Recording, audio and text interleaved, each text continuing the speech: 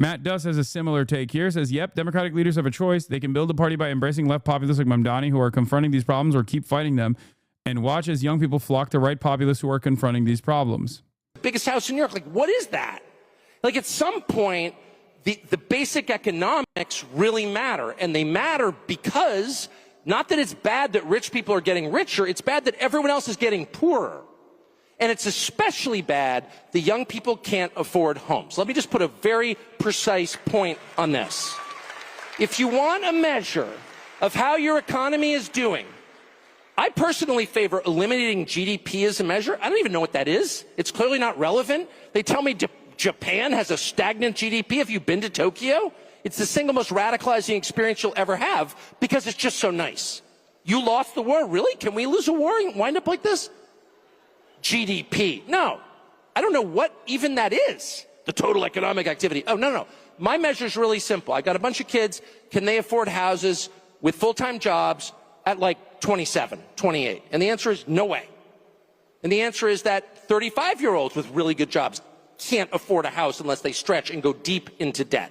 Why is it populist when leftists use material analysis to provide direct relief to voters' quality of life, but not populism when centrist liberals throw around platitudes and do nothing? I mean, centrist liberals use populism as a negative term, so much so that they've invented a new term that is basically populist, but David Shore has a new term for it. It's called popularism, as in abiding by popular sentiment that is like focus grouped into oblivion. That's how much they hate the term populism. They use it as a pejorative.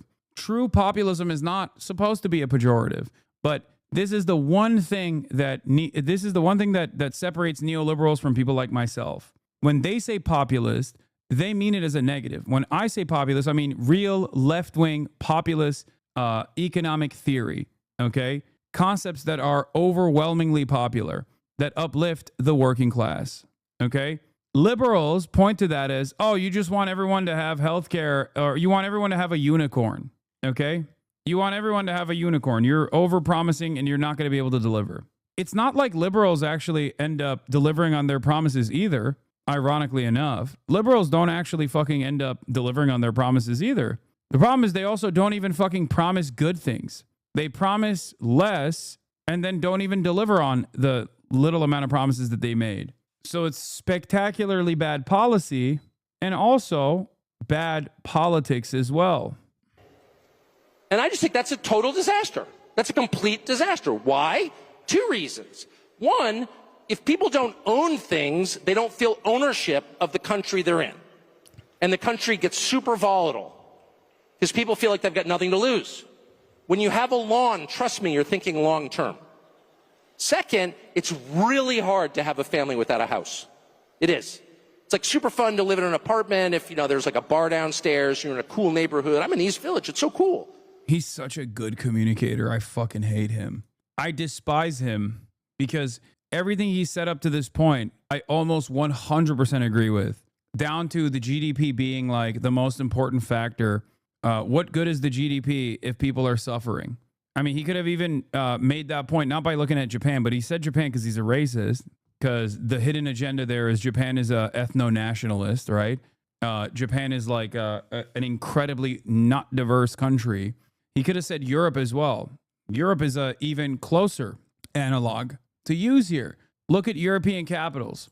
Am I to believe the notion that Paris is literally poorer than Missouri? Have you seen Paris? Look at Paris and the average middle-class Parisian and their lifestyles, and then look at the average middle-class Missourian.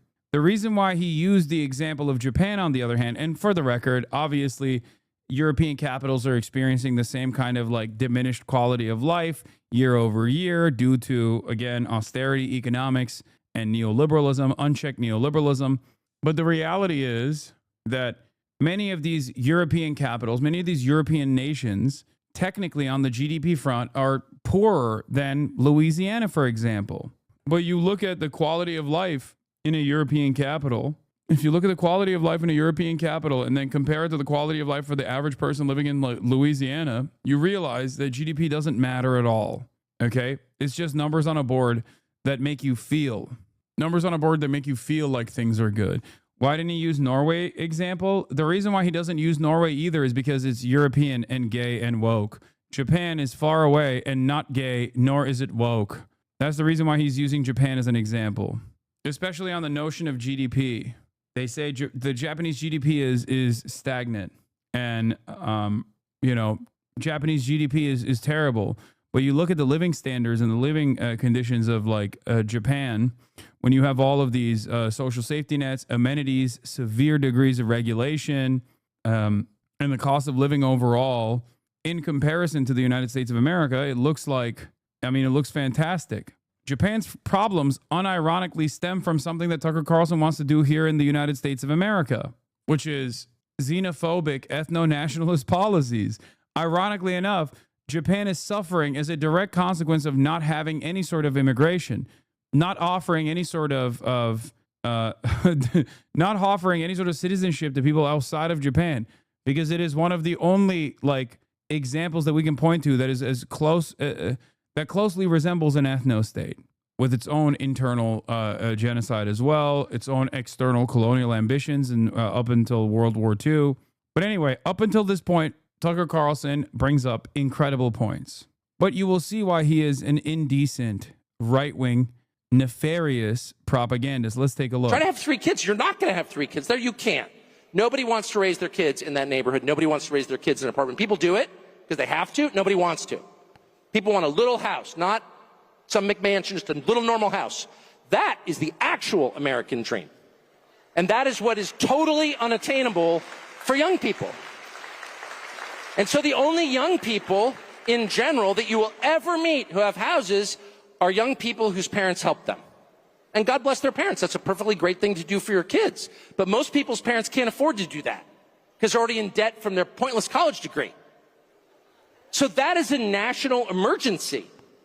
And I know that there are certain cable channels that are spending all this time talking about, oh, they're about to elect a socialist in New York City, which obviously I'm opposed to it. Yeah, here, look at what he's not even a real socialist. He's like a trainee vax, rich kid liberal guy. Mom Donnie.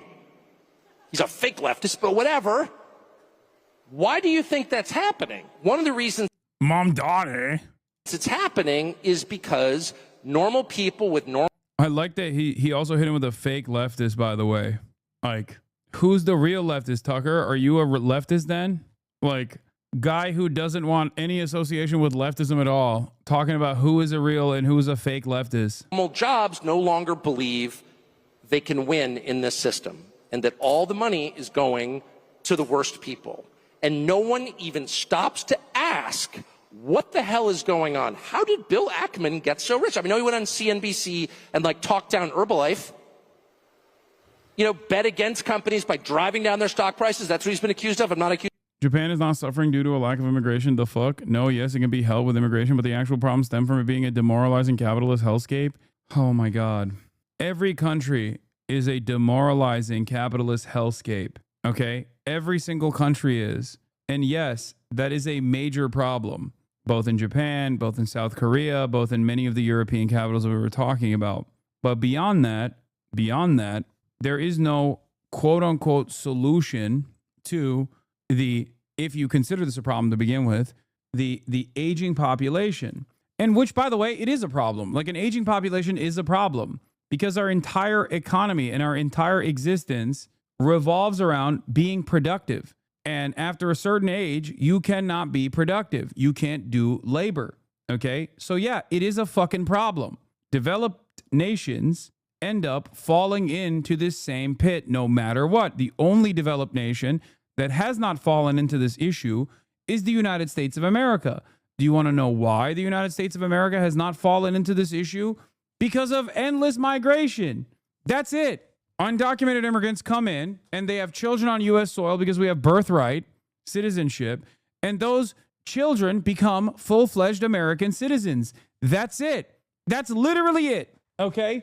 It's not a fucking accident that America is one of the only countries on the planet that is a developed nation that does not have issues with population growth, with having an increasingly aging population. That's it. Every time you bring this up, I really hate this argument. We don't need every country to have endless population growth. Endless growth is a deep root of the problem. We can't all live in McMansions and an F-150. Stagnation needs to happen. Oh my God, dude. Who is going to keep the engine going? Like capitalism or socialism, doesn't matter. You need to have working hands that control the widgets, if not develop the widgets at the widget factory. Okay. That's it. Like, what are we talking about? What are we going to do? So we're going to live, what, 100 years in the future if we make it that far, where all of the fucking developed nations are 65 years old and older, and then they're relying on labor in the global south? Is that what it is? Like, what are we doing? Yes, as a band-aid solution to the root cause of declining birth rates, the incredibly toxic work culture in Japan is not just the incredibly toxic work culture. Please stop. And not every single person needs a McMansion and an F-150. I'm not talking about fucking endless growth. No, we need a world that is self-reliant and doesn't require endless growth. We can't keep growing and growing on a limited planet. We need to reach an equilibrium. Okay, how do you cap it? And we're not anywhere near that level anyway. We're not, like, this is like eco-fascist. What do you mean? We need an equilibrium. What are you, fucking Thanos? What the fuck? Anyway, ultimately, you need productive hands for anything to work. Even in a socialist society, you would still need productive labor. You would still need necessary labor. You would still need hands to work the buttons if we have automation. Okay? And if everyone is over the age of like 65, 75, people are living till 110 years old, and society is increasingly getting older and older and older, eventually you're going to run out of hands to do the necessary labor. And unless you have this like weird servile state that we keep at bay and refuse to develop so they can steadily maintain a new crop of young, productive hands to do the necessary labor for survival, and that comes from the global south, while we stay trapped in our ivory towers in developed nations around the world, there's still definitely a need for it's still definitely a problem in the interim and in the long term for societies to age out completely. And you absolutely do get that through less developed and countries that don't have the same birth rate issues. Like, sure, you're not wrong, but we're quite obviously far beyond what the planet can sustain. I don't think so. That's not true. Weirdly enough, a lot of these takes I feel like resemble eco-fascist sentiment. Maybe I'm misunderstanding chatters. Anyway, let's using him here because sue me if I do. I'm just suggesting others believe that might have happened. He's already threatened to sue me for saying that. But there are plenty of people who do that. And I'm not saying even that it should be illegal. What I'm saying is that our leadership class should say something about it and should assign a moral value to it. And if you're getting rich by loaning money to people at incredibly high interest rates, that's something you're going to have to talk to God about. That is not good. That is not virtuous. That's disgusting. And the fact that nobody feels free to say that, nobody feels like you can just say like 30% on a credit card? Why is anybody paying a credit card bill? I said to somebody recently, I feel like I'm very moderate and sensible and... Yeah, so we had this take. There was also Epstein running for an intelligence operation, as we were talking about. And then here's the most insane line that he had about immigration. Tucker Carlson was asked if immigrant farm workers should get amnesty. He replied, "That's the most grotesque thing I've ever heard." Okay, your mom does too. Any questions? Yes, sir. What do I think about amnesty for farm workers? I think it's the most grotesque thing I've ever heard. Are you joking? Amnesty for farm workers? We have like 60 million illegal aliens in the country. 60 million.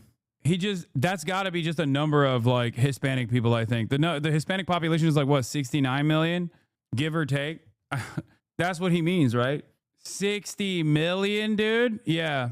Or 65 million is the number of the Hispanic population on U.S. soil. Maybe he's just saying like 4 of those or 5 of those 65 million are like white Hispanics so they can stay, like from Spain.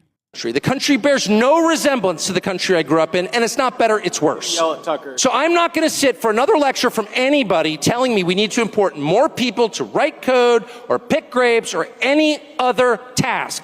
Period. It hasn't worked. The country hasn't gotten richer. It hasn't become more unified. Those words should... I mean, this is the honest conclusion of Trump's anti-immigrant agenda. Because what's the difference between an undocumented non-citizen and a documented one? It's paperwork. And if undocumented migrants are not responsible for the crimes that Trump claims they're committing, then what is the real reason why you want to fucking deport them? What is the real reason? If they're just contributors to the U.S. economy, just like you and me, if they're even more meaningful, in some instances, more meaningful contributors to the U.S. economy, to agricultural output, then what is the one thing that you are seeing that is different about them than someone like yourself, someone like Tucker Carlson? It is the color of their skin. Like, that is the major difference. They're black and brown. Tucker Carlson considers them to be inferior. Burn on the tongue of anyone who utters them. How dare you talk like that? Amnesty. How about deportation? What about that? I mean, look, and let me just say, people say all kinds of things. It doesn't mean it's happening. But I think it's worth being a little paranoid about it. I mean, I think everyone in this room is paranoid. It's important to make sure even the people you love are true to their word. Doesn't mean you hate them. Again, I don't take my kids at their, I love my kids more than anything. I don't automatically believe everything they tell me because I'm not a moron. Because I understand that people don't always say the truth. So, but anyway, yeah, any kind of amnesty is not only a bad idea, it's like outrageous. Anyway, sorry, I've been told. Like, think about how angry he is at this. Like, we know he's racist, but why is he this racist is the question one must ask. Is he actually that racist? I think he doesn't give a shit one way or another.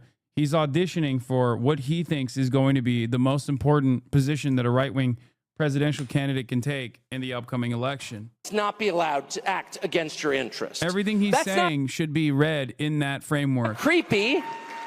It shouldn't be forbidden. And yet all of us have trained ourselves to believe that you can't say that somehow.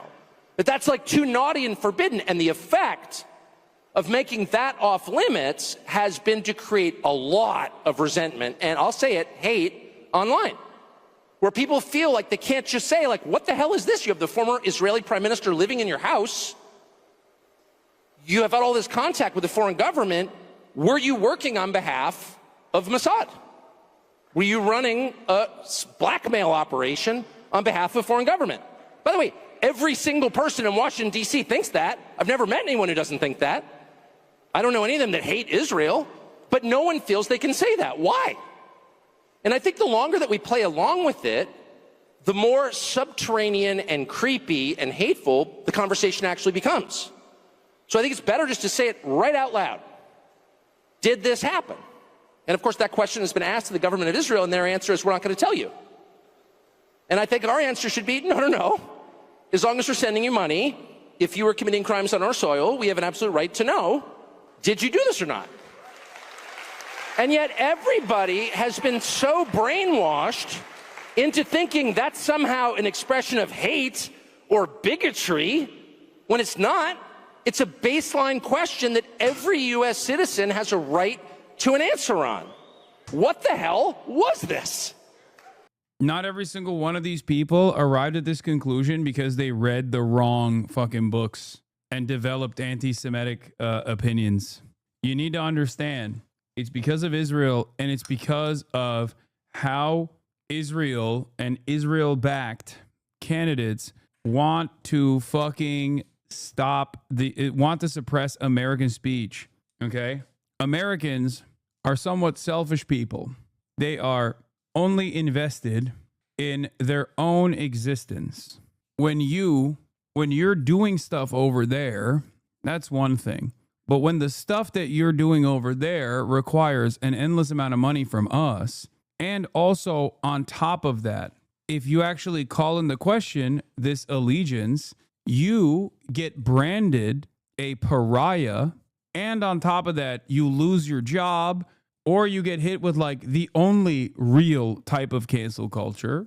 Americans are going to be like, what the fuck are we doing? And it's not just the Democrats who feel this way. It's young Republicans as well. It is all Americans that recognize this reality. Why can I burn an American flag in my country, but I get a mark by my name if I burn Israel's? Like, how? I think that's an entirely fair question.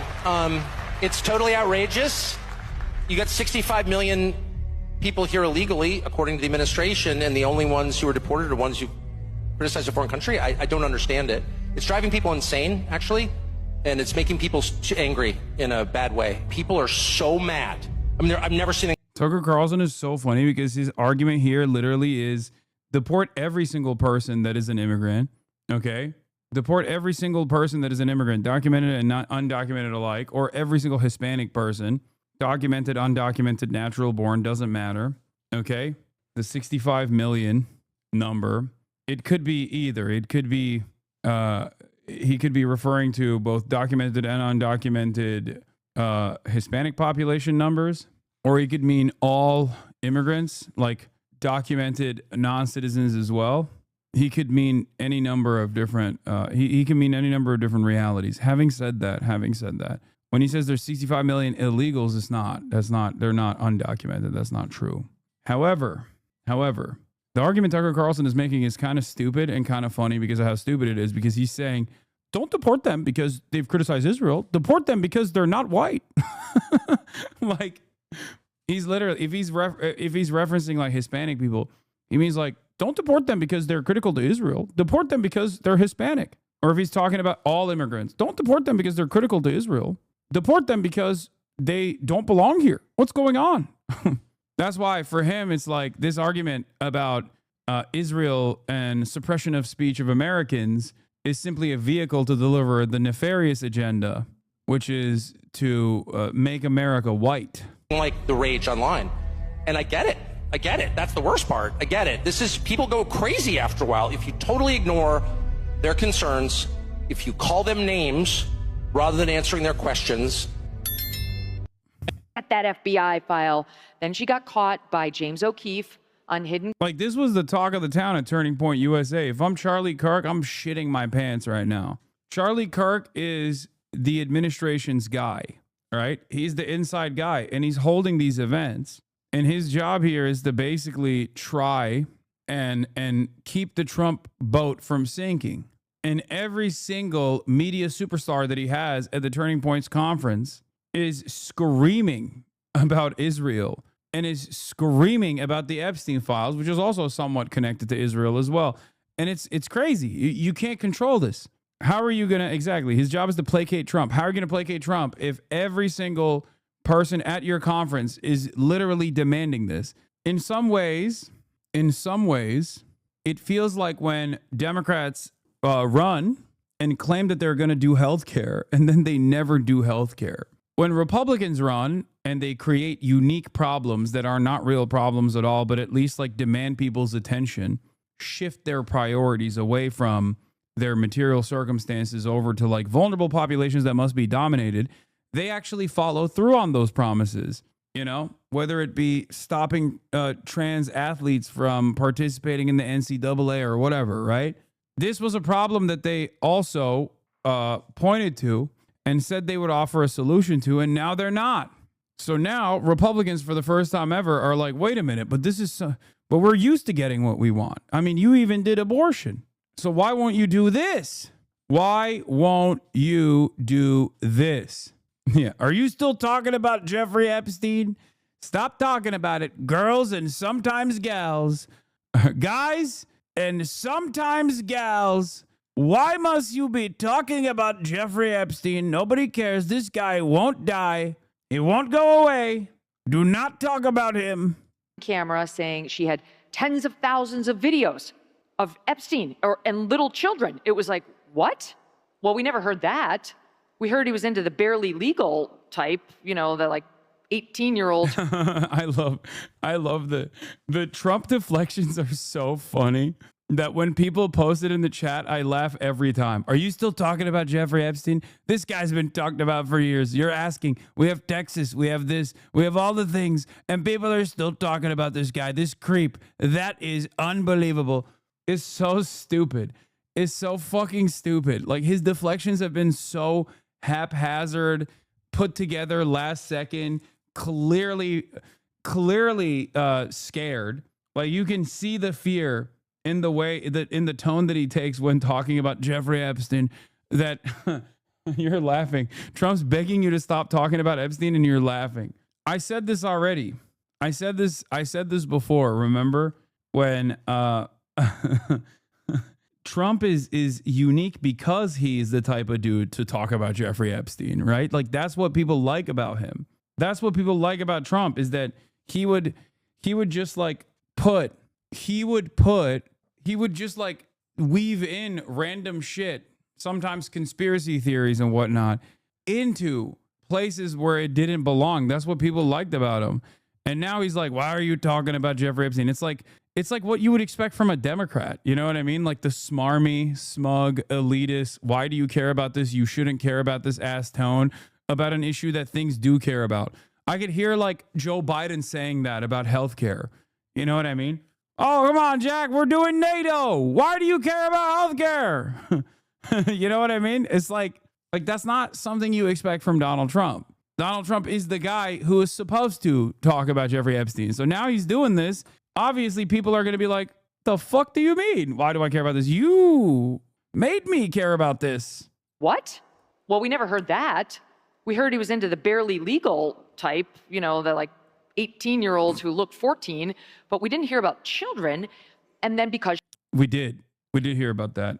What the fuck are you talking about? She was caught once again shooting off her mouth inappropriately. Attorneys General of the United States normally say nothing. They say nothing. Merrick Garland had one press conference a year. Yes, nothing. Bill Barr, you can get him to speak or say anything. What? They're criticizing Pam Bondi for speaking out of turn too much? Again, that's her position. Donald Trump hired these people because they're gay. Grade A yappers. Okay? That's why they were hired. G-A-Y. Grade A yappers. He hired them with the express purpose of yapping. He knew that they were yappers. That's why Pete Hegseth is the fucking Secretary of Defense. Not because he can command, you know, millions of people under his employ, but because he can fucking chirp. He's telegenic. He's loyal to Trump above all else, and he can talk. Even Eric Holder was less chatty than this. So she got caught on camera and she decided to cover up the James O'Keefe slip by then running to a real camera and being like, there are tens of thousands of videos of the children and I'm announcing it all. So once again, she didn't give that to the influencers. And then she slides it into this memo. So like I have a dumb question. Maybe it's not dumb. So it's so she had doubled down on the videos. Is that correct, Megan? Yes, now she's tripled down. Epstein was not the perp in every one of those videos. I don't mean to say this like in a why are you talking about this way, but do you think like the 4 hours alone you've talked about this topic signals the Trump admin's goal of distracting from deportations has worked? I've talked about the deportations every single time and every single day, with the exception of today. Okay, if you think that this is the Epstein stuff is a distraction away from the deportations, you are out of your fucking mind. As a matter of fact, Trump would never want anyone to talk about Epstein, and Trump would want everyone to be constantly talking about the deportations, because guess what? Deportations are for his base. The base, seemingly, or at least to their calculation, loves the deportations. They don't, but that's a different point. Also, I was just talking about the deportations when we were talking about fucking Tucker Carlson's statements about 65 million immigrants and whatnot. Okay? So no, I've been in this chat longer than y'all chatters, and I work in labor organizing, broader social media too. I mean, no. Jeffrey Epstein is a major issue. And it's a major issue that is actually driving a wedge between Trump and his base, unlike any other issue. There have been plenty of other things that have taken place in this administration, and people have written extensively about like, oh, are the tariffs driving a wedge between Jeffrey, or the tariffs driving a wedge between Trump and the base or whatever? Like, no, not like this, okay? This is the single most, for his base, for the MAGA base, this is the single most important issue, okay? Because it's exactly the type of thing that the base understandably demands answers on that Trump can offer almost unilaterally. Do you see what I mean? We've seen literal Trump voters be like, Trump deported my wife, but I still don't think it was a bad decision to vote for him. But I've yet to see people convincingly talk about how, you know, Trump is a pedophile and probably associated with Jeffrey Epstein, but it's okay because he's our pedophile. That part has not happened yet. Okay. We have not gotten to that point yet. We might, some certainly will, but it's, I think, very important to see how Republican speakers identify this issue and try to communicate this issue. And it's important to see how the Republicans, whether the Republicans will take it or not. So far, they have yet to take the bait. Videos. So because they've been so ambiguous, no, but like, we're let's not just sure. think about this. Unless we're led to believe that Epstein himself personally raped all these kids, children, or whatever, then isn't the statute of limitations on child rape like basically infinite? Well, so then why are we not indicting the people that were doing the raping that we have on video? Like, what's that all about? Yeah. No, you know this better than I do. So Epstein's dead. He's met his hopefully eternal fire where he deserves in the pit of hell. But if it's true, the Attorney General of the United States said, just remind me, we have thousands of videos. She said that we've got thousands of videos showing child pornography. And she doubled down on that. So tripled. So you have to infer Jeffrey Epstein was not the only person involved in that. Well, no, let me tell you what I've gleaned, but since she's been so ambiguous, take it with a grain of salt, okay? She won't have a presser. She won't give an interview. She won't answer any hard questions. All we get is the unsigned paper memo, 2 pages to Axios, who won't ask any questions. So what I think she's saying is that she's found, allegedly, tens of thousands of screen grabs of child pornography. They call it child sexual abuse material now. It's C-SCAN. And that's what she says they found on his hard drives, like he was into this form of porn, like off the internet. But separately, they say he had at least 1,000 victims, like of his. No, okay, so but 1,000 victims, unless we are to believe he personally was after every one of those victims, there has to be some other bad guys still alive that are powerful that did something to these children. Why are we not impaneling a special prosecutor to find every single one of these powerful people that went after these kids? Like, what?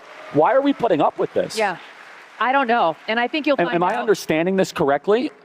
Because I don't even remember. I can't answer that. I don't even know Pam Bondi said that. I can't even remember all this because it's all over. I got a thing on my desk. I got truckloads of stuff. Yeah, no, we all have busy lives, and President Trump has a busy life, and I don't think he realizes how much she's humiliated the administration. This is a self-inflicted wound. She caused it. Again, I have nothing against Pam Bondi, but if you want to look for the villain in this story, we have found her. Yeah, it's not Trump. It's Pam Bondi. That's the real villain here. Please don't yell at Trump. I love how much they are trying. The outsiders and the media people whose job it is to read the room recognize how fucking angry people are, okay, in the base. So Trump doesn't want to let go of Pam Bondi. That much is clear. That's precisely the reason why he fucking made that statement about guys and sometimes gals, please don't yell at Pam Bondi, right? But the media people understand that they have their own careers. They have their own careers outside of the Trump administration. They also require a steady, they obviously play a formative role in dominating the conversation, but this is a piece of discourse that's not going away, and they recognize that, which is precisely the reason why they're like, come on, give us something, fire somebody in the admin, otherwise it's not going to go away. All of these conversations that they're having is actually for one guy and one guy only. This is not for the audience that's in the room. This is for Donald Trump. Okay, this is for Donald Trump. They are saying, give the people a scapegoat because otherwise you're cooked. You are not going to be able to solve the situation with your endless charisma. Okay? I mean, she is the person she's either lying now or she was lying then. There's no two ways about it. And if you accept what's in the memo, that they don't have the goods on anybody, there's no one who can be indicted, they didn't find a trove of info on other people, then why was she trying to titillate us over a child sexual abuse case for months? She was on the air repeatedly in February, in March, again in May. Yeah, this is what the out is. Pam Bondi lied. People died. Pam Bondi lied about the list, which is not going to be a convincing enough argument. It's better than what Trump is trying to do. It's better than what Trump is trying to do, which is to say, no, Pam Bondi didn't lie. It's the Democrats that wrote the list. So please don't look at the list. We can't release it because some of our faves will be implicated. Okay. The reality is, these guys think that as long as Trump says oh, Pam Bondi actually lied about the contents of this Jeffrey Epstein list and it was a big nothing burger, he doesn't, like, they don't realize that that's not going to be enough for the base. The base is going to be like, okay, you fired Pam Bondi. We still want the list. What the fuck do you mean there is no list? When are they going to blame DEI? Yeah, when they fire Pam Bondi. They're going to be like, we shouldn't have put a woman in charge. It's completely inappropriate. You don't play cutesy with child sexual abuse material. So, Megan, I don't mean to interrupt. I mean, first of all, you're totally right. But you know the media, you know, you've been around the space of like hyper ambitious women. What is this? Analyze her for us. Oh my God, oh my God, right as I said it. Oh my God, there it is. Yeah, hyper ambitious woman in the media. You know how it is. You know how these bitches are. Oh, DEI, baby. Well, I think she wants to make a name for herself. What she really wants to be is a star. That's what I think she wants. That's why she runs to the cameras on Fox News. There's no other reason. Look back at the attorneys general. Seriously, do you ever... You have a chud brain. I understand the mind of a right-winger better than a right-winger understands themselves. God, I could be such a good fucking right-wing commentary person. It's not even... It requires no... Like, it requires very little thinking. I swear to God, I could do this better than every single one of these motherfuckers. I swear to God. Except for maybe like Tucker Carlson. That's why I always laugh when people are like, Hasan, you're a grifter. But I also hate you for being honest about your points of view, even if the point of view that you're demonstrating is like broadly unpopular in mainstream media, even though maybe it'll take a year or so for a lot of people to arrive at your conclusions that you came to after years and years of reading. You know, I could do it. I could do it so hard. I could do it so easily. If I wanted to grift, I would just be a right winger. Oh my God. So stupid. Ever remember knowing an attorney general like this? Or like even having the attorney general's voice in your head? I can barely remember Merrick Garland's weird little nasally voice, but I mean, it's in there. But the average person couldn't pick him out of a lineup because normally attorneys general are somber, serious people who are fairly annoying, but they're schooled in the law. Pam Bondi has one trait, and I think it's why Trump chose her. She's loyal to the president. And I get it. He does need somebody loyal, especially in that position. But he has a wealth of other options. Well, I mean, I think Judge Jeanine is amazing. Do we like Judge Jeanine? Everything I like Judge Jeanine. Judge Jeanine would be brilliant. Harmeet Dillon would be brilliant. So you're calling for... They're still going for fucking Fox News personalities to do the job of attorney general. That is crazy. For Pam Bondi to resign or to go. But can you please tell people the breaking news? According to reports that you have verified, Kash Patel and Dan Bongino will resign if what does not happen? If she doesn't go. So I only have it on Bongino. It's all over X though. No, I know, but let me just tell you what my reporting is. Bongino, it's Bongino or Bondi. He's not Who saying... would you guys prefer, Bongino or Bonnie? Okay, 7,000 to 0. They want Dan. Of course, Dan, you know why? Because Dan understands MAGA. Dan's part of the MAGA movement. Dan's been an important piece of it and a mouthpiece for like really important ideas and an advocate and a fierce warrior. He's been in the trenches. I mean, with all due respect to Pam Bondi, she's been in Florida. She represented the president. It's nice, but do you think she really gets MAGA? I don't think so. She wouldn't have behaved this way if she did. And now it's a time for choosing. It's a time for choosing. We're about to lose Dan for sure, and maybe Kash too, if she doesn't go. Now she's got some allies. I mean, I think Susie Wiles is close with her, and Susie Wiles is amazing. And look, there's not that many like powerful women in the administration. Maybe she wants to keep her. She's from Florida. Susie Wiles from Florida. Trump lives in Florida. But this has gone well beyond this. Like, this could actually cost Trump in the midterms. We need to make a smart choice right now. We can't lose any of the MAGA base. And let me just also reiterate this. And by no means did I want... I can see Dan quitting, but I doubt Kash would quit because Dan actually has or had a career outside of this, whereas Kash never really had a serious career outside of this.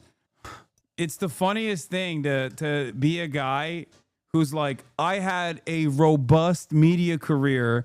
I was getting unlimited Rumble bucks. I had a life. I could just sit around in my podcast studio and do podcasts. And now you cooked me. You're cooking my future. What the fuck does Kash Patel have? Nothing. He wrote children's books. Our very big student action summit talk about Epstein, the entire, like of all the things. I'm not like Epstein obsessed. Some people, their YouTube channel, it's all they talk about. Congresswoman Luna, thank you for all the work you've done on releasing the JFK files and trying to get the Epstein files released. A good friend of yours, Steve Bannon, who I'm also a huge fan of, did an interview with Jeffrey Epstein in 2019, and he recorded almost 15 hours of footage interviewing Jeffrey Epstein. There has never been an interview with Jeffrey Epstein publicly released, except some of the depositions and whatnot.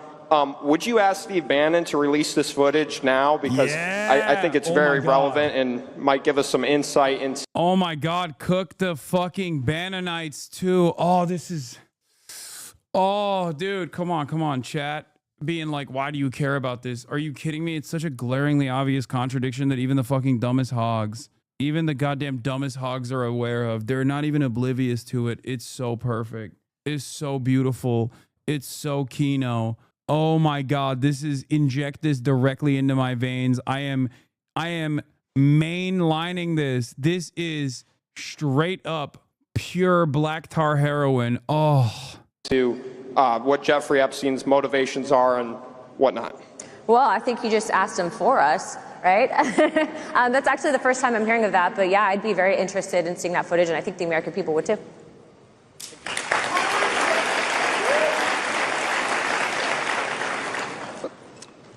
Moving into the 2026 midterms, how do we get over the trend that the party in the White House loses seats in Congress, and just how do we move forward? Well, according to the polling I'm seeing, we're not losing any seats. That's. I think that's a historical record will reflect that. But again, I feel like 10% of us in Congress do 90% of the work, and so it's our whole goal and objective to push the party into codifying and getting off our bums and actually doing the right thing by maybe doing our jobs in Washington. And so if you guys can continue to help with that message, that would be great. Get a hearing within 40 days. Tom Homan issues savage dare to heckler interrupting him. 90% lose their case, they get sent home. That is not what they wanted. They're playing the long game. Let's release them in the community. Wait 3 or 5 years. Pardon me? Are you an MS-13 member? It says so. Hey, that's okay. That's okay. I got a question. No. I got a question for you. Why don't you come up here and hand me that picture? Bring it. USA.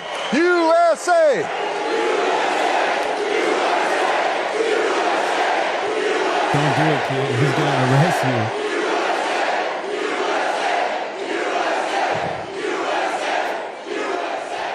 All right.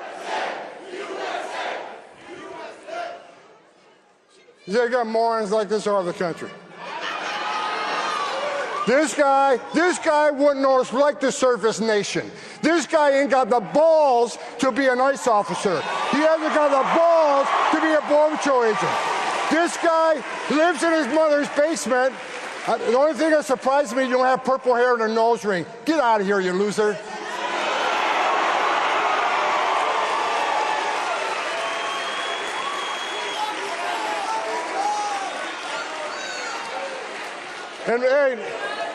And you're such a badass. Meet me off stage in 13 minutes and 50 seconds.